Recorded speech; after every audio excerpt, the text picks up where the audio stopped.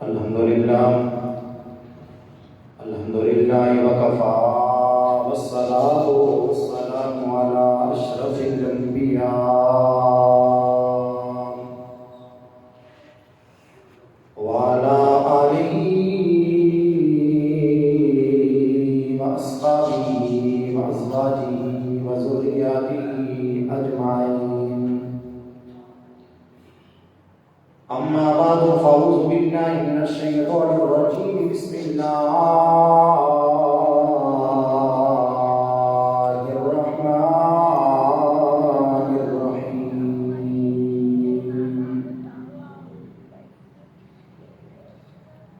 انا نحن نزلنا الذکر وَإِنَّا لَهُ لَحَافِظُونَ وَقَالَ اللَّهُ تَبَارَكَ وَتَعَالَى فِي الْكَلَامِ الْآخَرِ لَقَدْ جَاءَكُمْ بُرْهَانٌ مِّن رَّبِّكُمْ وَأَنزَلْنَا إِلَيْكُمْ نُورًا مُّبِينًا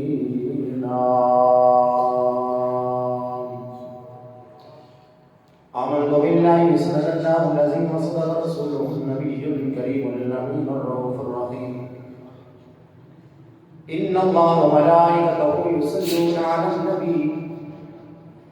يا أيها الذين آمنوا صلوا عليه وسلموا تسليما كثيرا كثيرا اللهم صل على سيدنا ومولانا محمد وعلى آل سيدنا ومولانا محمد وبارك وسلم الصلاة والسلام عليك يا سيدي يا رسول الله وعلى آلك وأصحابك يا سيدي يا حبيب الله بلغ العلا بكماله كشف الدجى بجماله حسن الجميع بصالحه صلوا عليه وآله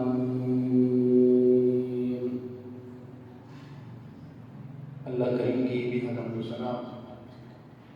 درود حضرت نبی وال محمد مصطفیٰ محمد مصطفیٰ صلی اللہ علیہ وسلم آپ کی بارگاہ کے اندر پیش کرنے کے بعد محترم بزرگ دوست و عزیز بچوں اللہ رب العزت کی بارگاہ کے اندر دعا ہے کہ الہ العالمین ہمارا آنا بیٹھنا اپنی بارگاہ کے اندر منظور فرمائے اور اس کو کل بروز قیامت اللہ رب العزت ہمارے لیے ذریعہ نجات بنائے۔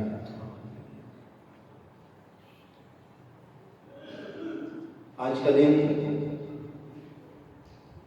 جمعۃ الوداع کا ہے، بڑی برکتوں والا، بڑی شان والا، بڑی عظمت والا آج کا دن ہے۔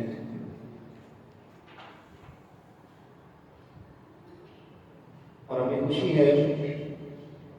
کہ اللہ رب العزت نے ہماری زندگی میں ایک مرتبہ پھر یہ پیارا جمعۃ المبارک دیکھنا نصیب فرمایا۔ اللہ رب العزت کی بارگاہ میں دعا کرتے ہیں کہ الہ العالمین ہمیں اس کی برکات کو سمیٹنے کی توفیق عطا فرمائے۔ آخری جمعۃ الوداع ہے، تو آج میں نے جو موضوع رکھا ہے وہ ہے اللہ رب العزت کا پاک کلام قرآن مجید۔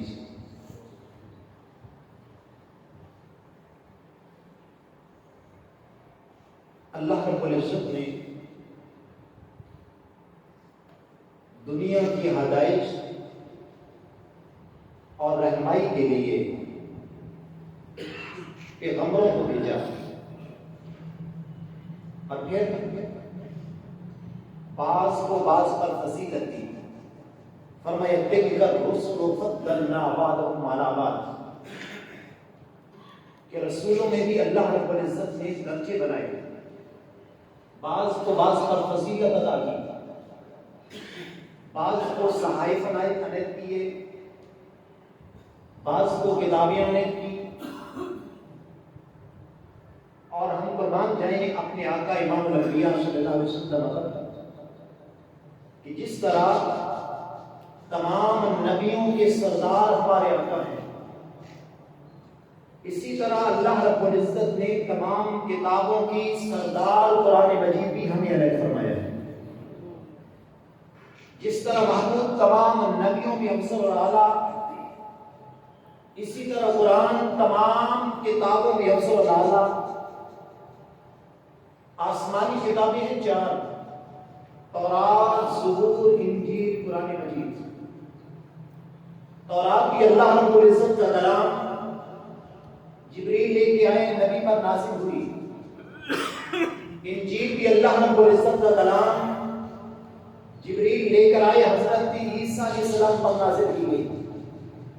زبور بھی اللہ رب العزت کا کلام، جبریل لے کے آئے، حضرت داؤد علیہ السلام سے نازل ہوئی۔ اور قرآن اللہ رب العزت کا کلام، جبریل لے کر آئے، امام الانبیاء صلی اللہ علیہ وسلم پر نازل کی گئی۔ اب یہ 4 آسمانی کتابیں ہیں، لیکن ان 4 اسلامی کتابوں میں، آسمانی کتابوں میں، آج دنیا میں 14 صدی گزرنے کے باوجود اگر ان 4 میں سے کوئی ہمیں ایتھینٹک ملتی ہے اور صحیح اصلی حالت میں ملتی ہے تو وہ قرآن مجید کی کتاب ملتی ہے۔ آج تورات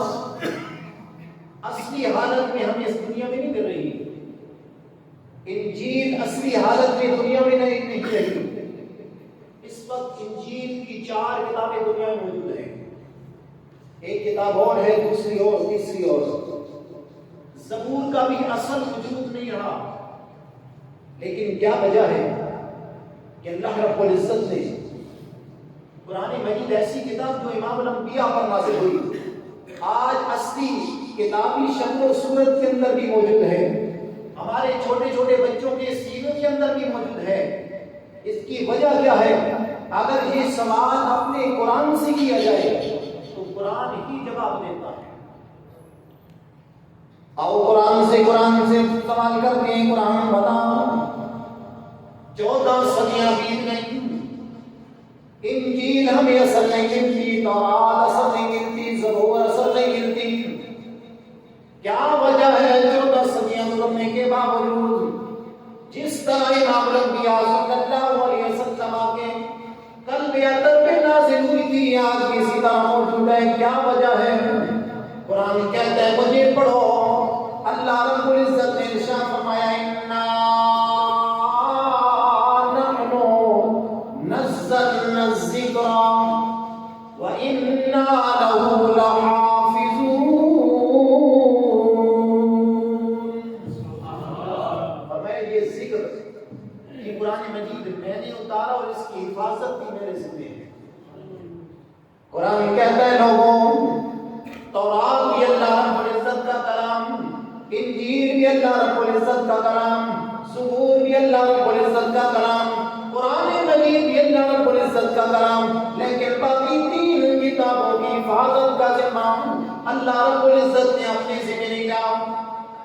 اگر لیا تو قرآن مجید کا لیا، فرمایا یہ ذکر میں نے اتارا، اس کی حفاظت بھی میرے ذمہ ہے۔ حضرت امام قرطبی آپ لکھتے ہیں کہ قرآن کا یہ اعجاز ہے کہ قرآن میں نہ کوئی چیز زیادہ کر کی جاتی ہے، نہ اس سے نکالی جاتی ہے،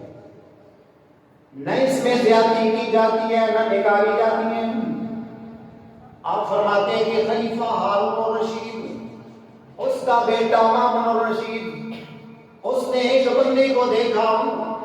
ایک عیسائی کو دیکھا، ایک یہودی کو دیکھ کر سوال کرنے لگا، اے یہودی، تو حضرت یعقوب علیہ السلام بنی اسرائیل سے ہے، تیرا نسب جو ملتا ہے حضرت یعقوب علیہ السلام سے ملتا ہے، تو مسلمان کیوں نہیں ہو جاتا؟ تو امام الانبیاء صلی اللہ علیہ وسلم کا کلمہ کیوں نہیں پڑھ لیتا؟ کہنے لگا میں کلمہ نہیں پڑھوں گا۔ حضرت مامون الرشید نے جب یہ بات کہی، اس کی آنکھوں میں خون اتر آیا، وہ اپنے غصے سے چلا گیا۔ چلا جانے کے بعد 1 سال کے بعد پھر ملاقات ہوئی،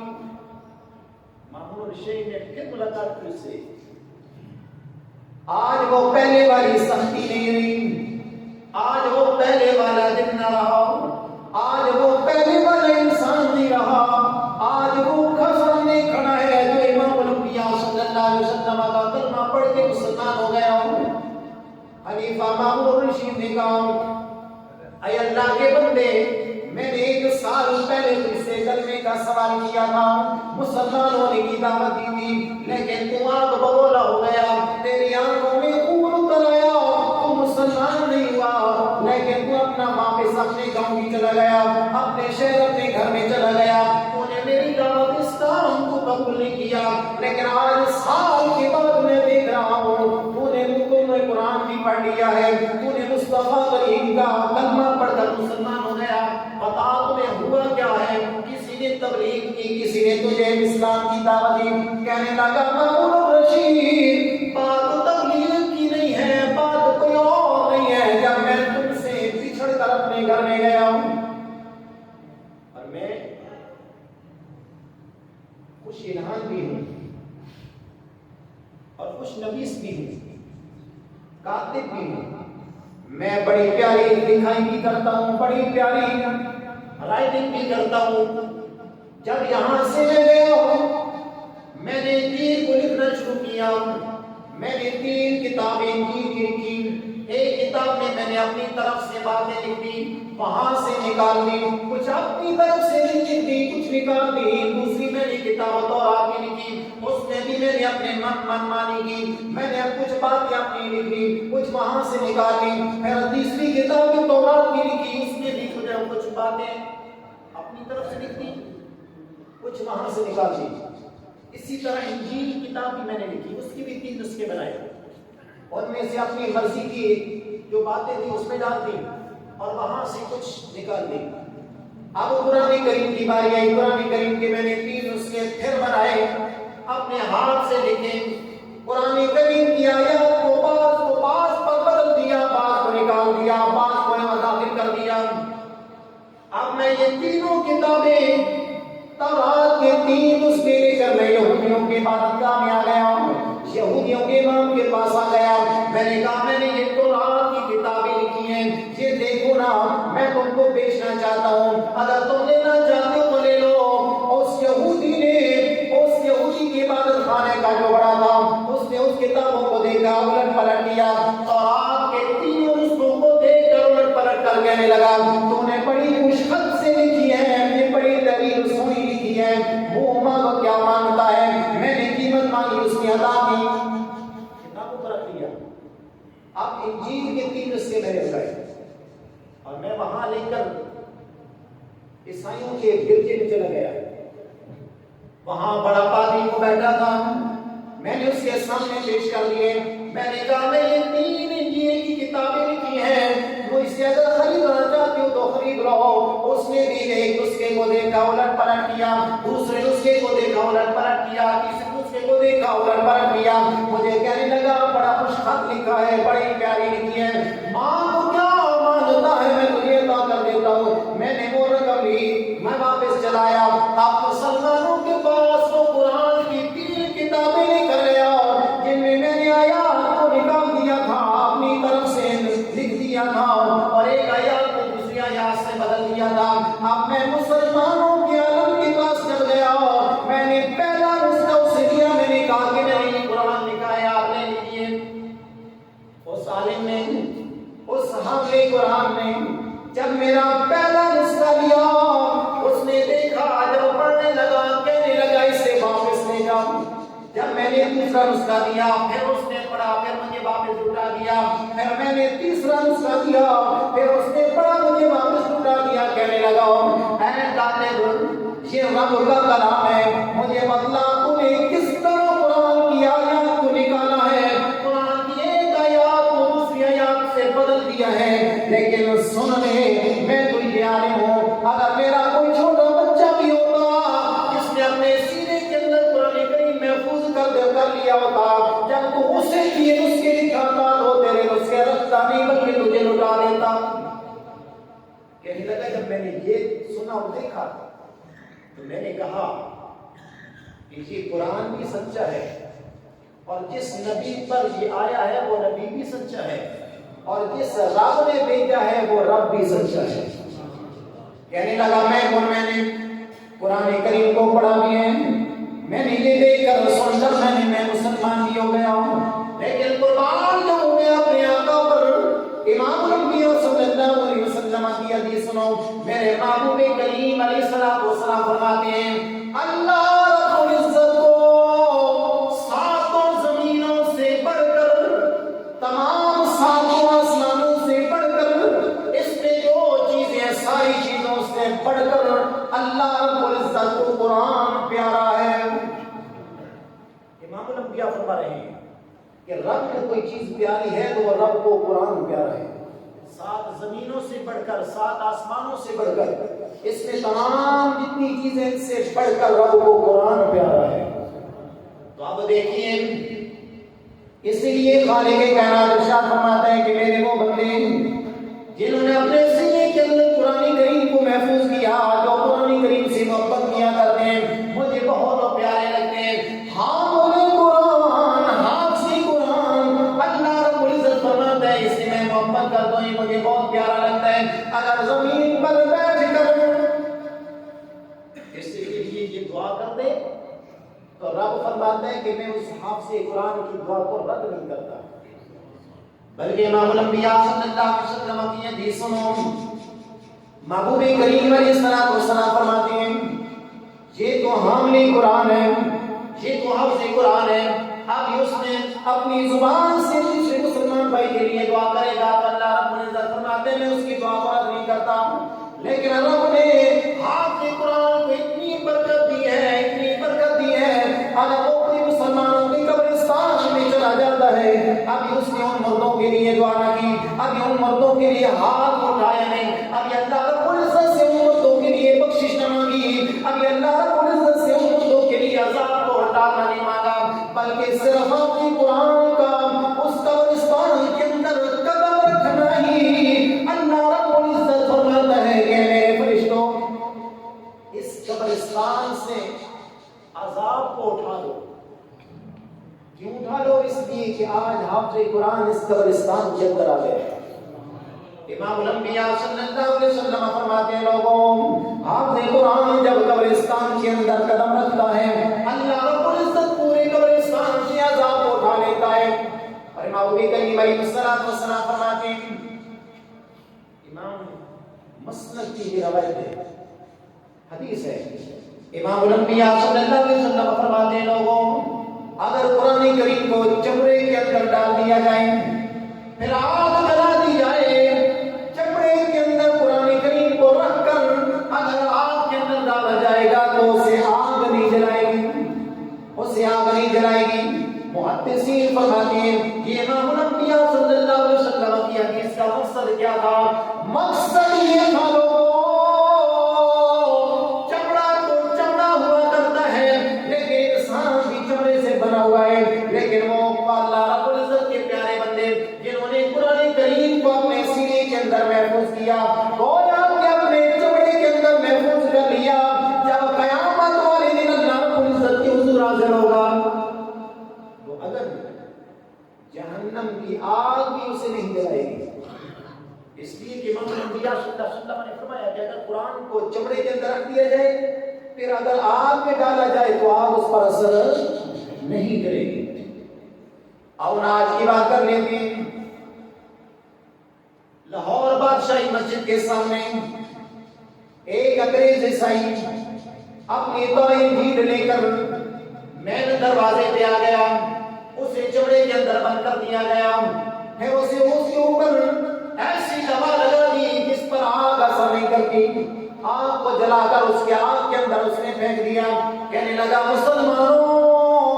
آپ کہتے ہو کہ قرآن کریم کا حامل قرآن کریم نہیں جلتا، لیکن دیکھو یہ انجیل بھی ہے، اللہ رب العزت کا کلام ہے، لیکن یہ آگ کے اندر نہیں جل رہا، مسلمانوں کی ایمانوں کو کھینچتا جا رہا تھا۔ وہاں سامنے ایک ترکھان کی دکان تھی، لکڑی کا کام کرتا، وہ دوڑتا ہوا آیا، جب انگریز کی یہ ذمہ داری کو دیکھا، عیسائی ذمہ داری کو دیکھا،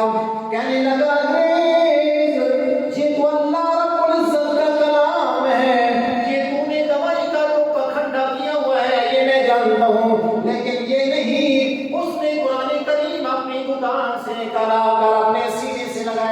کہنے لگا میرے وہ رب کا کلام تیرے سامنے موجود ہے، تیرے سامنے انجیل موجود ہے، میرے سامنے رب کا قرآن موجود ہے، میں قرآن اپنے رب کا سینے سے لگاتا ہوں، وہ انجیل اپنے رب کی قرآن اپنے سینے سے لگا۔ اب آگ میں چلے جاتے ہیں، جس کو آگ نے جلا دیا وہ جھوٹا ہوگا، جو بچ گیا وہ سچا ہوگا۔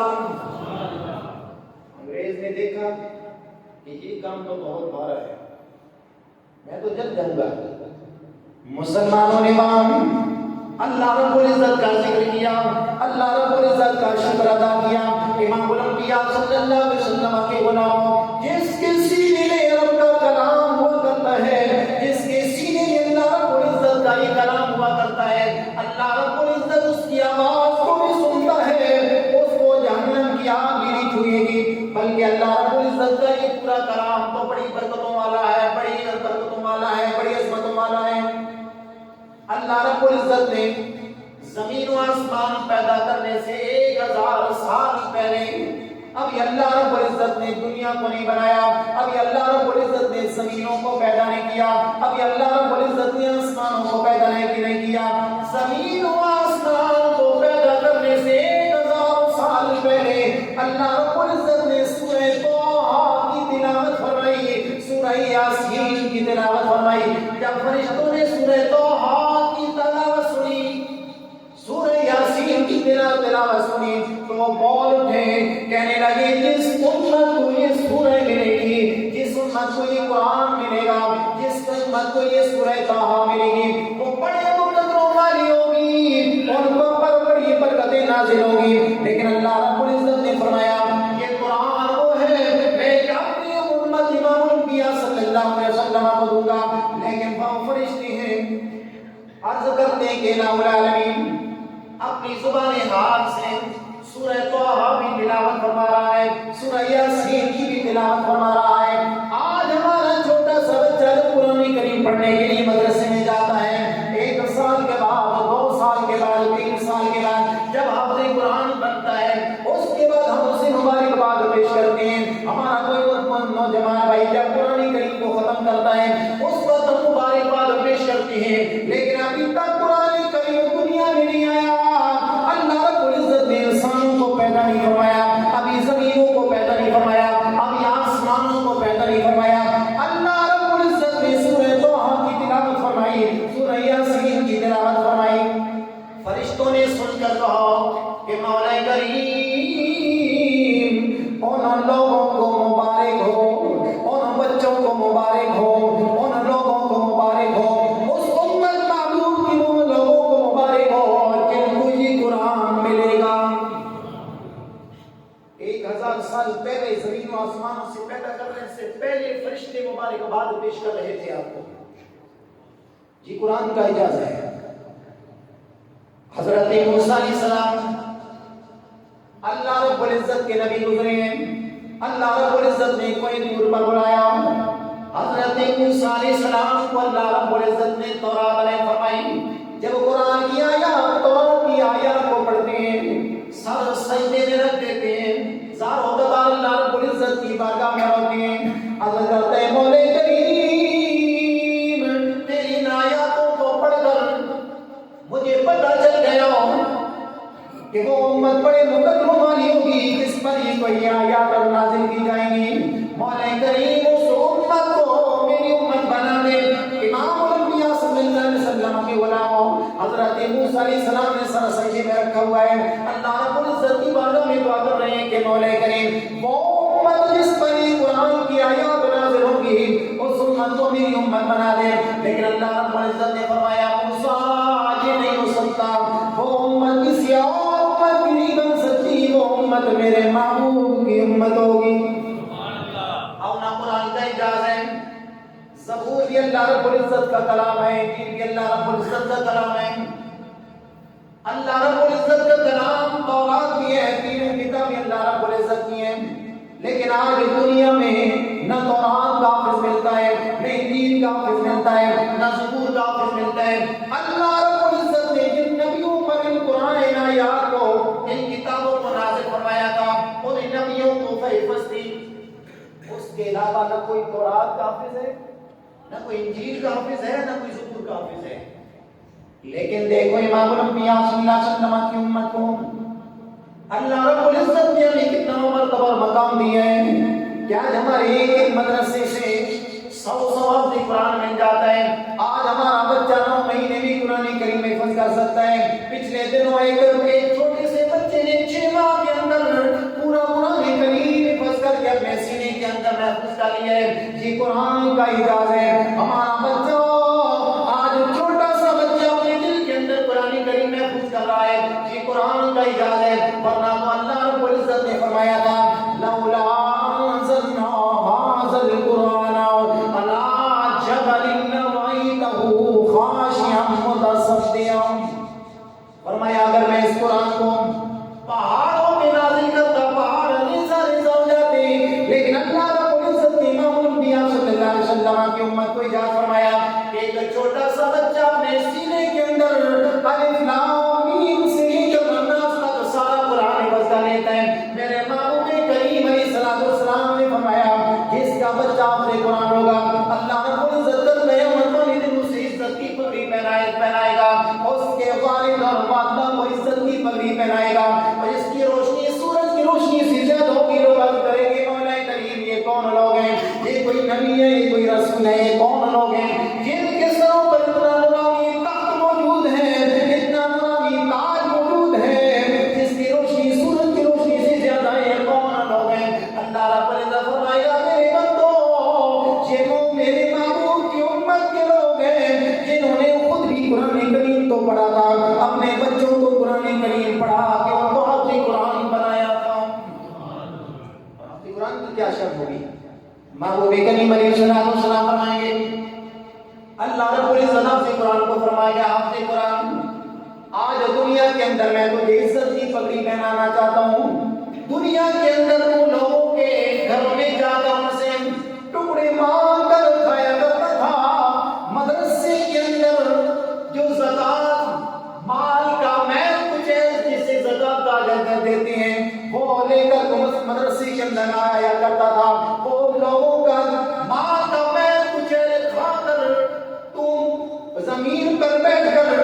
میرا کلام یہ پڑھا کرتا تھا حفظ کیا کرتا تھا ٹھہر ٹھہر کے پڑھا کرتا تھا. آج میں تجھے آج میرے سوا کوئی جبار بھی نہیں ہے کوئی قہار بھی نہیں ہے کوئی غفار بھی نہیں ہے. آج میں تجھے اللہ رب العزت آج تجھے عزت کی پگڑی پہنانا چاہتا ہوں. اللہ رب العزت فرمائے گا اے حافظ قرآن اپنے خاندان کے 10 بندے جن پر جہنم واجب ہو چکی ہے انہیں نکال کر جنت میں لے جا. قرآن کریم کو پڑھنا شروع کر دے اور جنت کی سیڑھیاں چڑھنی شروع کر دے. جہاں الناس کی سین آئے گی وہاں تیرا مقام ہوگا.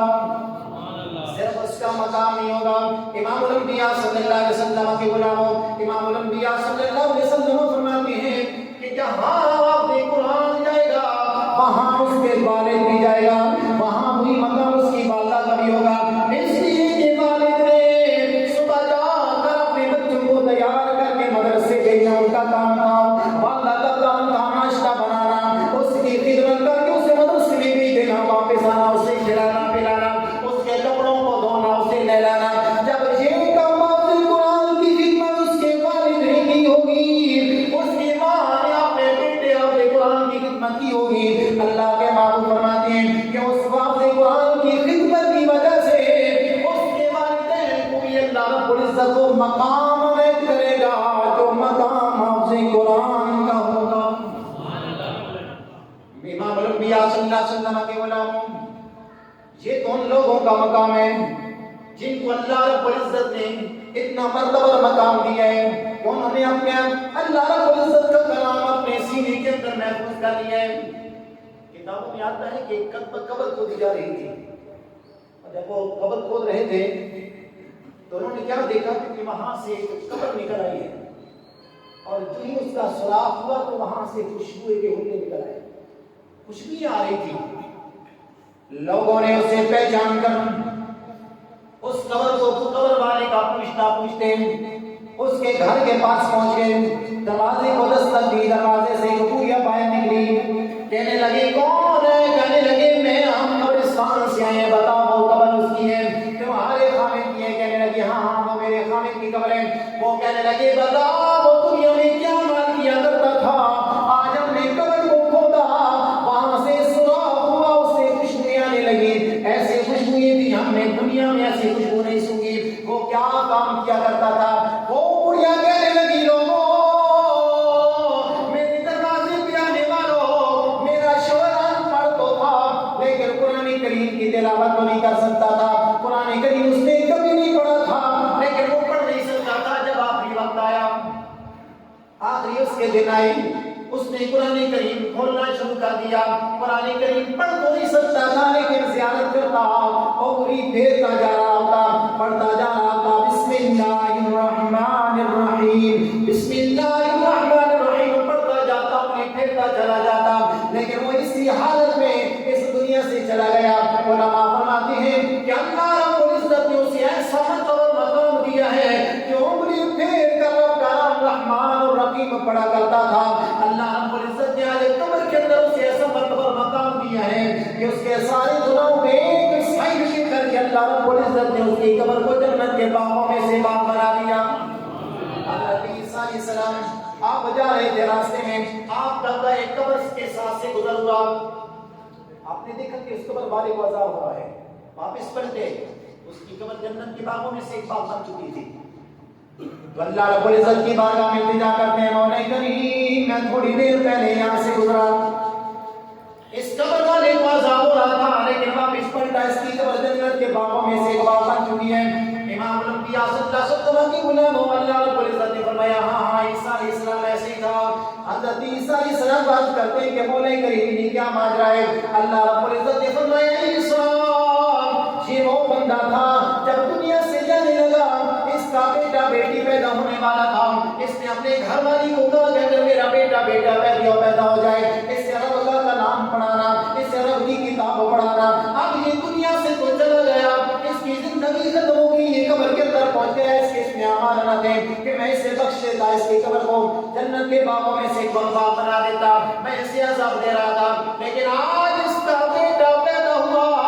چلنے کی قابل ہوا، پڑھنے کی قابل ہوا، اس کی گھر والی استاد جی کے پاس لے آئی، کہنے لگی استاد جی اس بیٹے کو اللہ رب العزت کا کلام پڑھانا ہے، اللہ رب العزت کی کتاب پڑھانی ہے۔ اے عیسیٰ علیہ السلام اس استاد جی نے اس کے چھوٹے سے بچے کو بسم اللہ الرحمن الرحیم پڑھایا اور اس کے بچے نے اپنی میٹھی زبان سے پیاری زبان سے بسم اللہ الرحمن الرحیم کہا۔ اے عیسیٰ علیہ السلام یہ زمین پر بیٹھ کر اس کا چھوٹا بچہ مجھے رحمان بھی پکار رہا تھا، مجھے رحیم بھی پکار رہا تھا، میری رحمت نے گوارا نہیں کیا، زمین پر اس کا چھوٹا بچہ مجھے رحمان بھی کہہ رہا ہے، مجھے رحیم بھی کہہ رہا ہے، لیکن زمین کے اندر میں اس کے باپ کو عذاب دے رہا ہوں، اس کے رحمان اور رحیم پکارنے کی وجہ سے میں نے اس کے والد کے سارے گناہوں کو ختم کر کے اس کی قبر کو جنت کے باغوں میں سے باغ بنا دیا۔ لوگوں امام الانبیاء صلی اللہ علیہ وسلم کے غلاموں، یہ تو مسلمان ہے، ایک باپ تھا اس کی کافرہ لڑکی تھی، باپ بھی کافر تھا، تو وہ کسی اجتماع میں چلی گئی، مسلمان ہو گئی، آپ وہ ہندو تھی، اپنے اکیلے کمرے میں رہتی، چھپ کر قرآن پڑھتی، چھپ کر جو ہے اللہ رب العزت کا نماز پڑھتی، دنیا سے چلی گئی۔ اب ہندوؤں نے اسے جلانا چاہا، لکڑیوں کو اکٹھا کیا، جلاتے ہیں لیکن لکڑیاں تو جلتی ہیں لیکن لڑکی کو آگ نہیں لگتی، وہ پریشان ہو گئے، بوڑھا ہندو کے پاس آئے، کہنے لگے کہ اس کو آگ نہیں لگتی، کہنے لگا کہ جب اس کے کمرے کی تلاشی لو، جب اس کے کمرے کی تلاشی لی گئی کچھ نہ ملا، کہنے لگے کچھ نہیں ملا، پھر آ گئے تو کہنے لگا دیکھو کہیں کوئی تازہ مٹی تو نہیں لگی، جب دیکھا تو ایک پوری الماری پر تازہ مٹی لگی ہوئی تھی، کہنے لگا اس کو